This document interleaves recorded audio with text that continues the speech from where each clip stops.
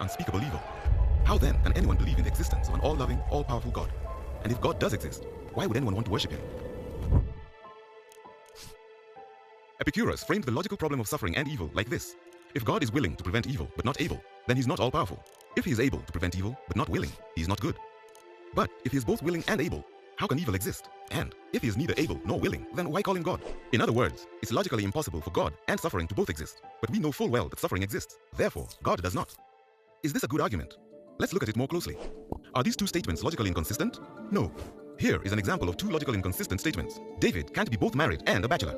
But there is no explicit contradiction between these two statements. So there must be hidden assumptions behind this argument that would bring out the alleged contradiction. Here they are. If God is all-powerful, he can create any world he wants. And if God is all-loving, he prefers a world without suffering. So, if an all-powerful, all-loving God exists, it follows that suffering does not exist. Since suffering obviously does exist, the atheist concludes that God must not exist. But are the atheist's two hidden assumptions necessarily true? Consider the first assumption. Can God create any world he wants? What if he wants a world populated by people who have free will? It's logically impossible for God to force someone to freely choose to do good. Forcing free choices is like making a square circle. It's not logically possible. It's not that God lacks the power to perform the task. It's that the supposed task itself is just nonsense. So, it may not be feasible to create a world populated by people who always freely choose to do what is morally good. So the first assumption is not necessarily true. Therefore, the argument fails. And what about the second assumption? Is it necessarily true that God would prefer a world without suffering? How could we possibly know this? We all know of cases where we permit suffering in order to bring about a greater good. If it's even possible that God allows suffering in order to achieve a greater good, then we cannot say this assumption is necessarily true.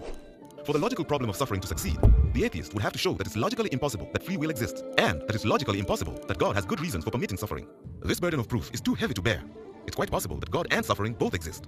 This is why philosophers, even atheist philosophers, have given up on the logical problem of evil. We can concede that the problem of evil does not, after all, show that the central doctrines of theism are logically inconsistent with one another.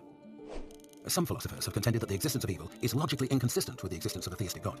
No one, I think, has succeeded in establishing such an extravagant claim.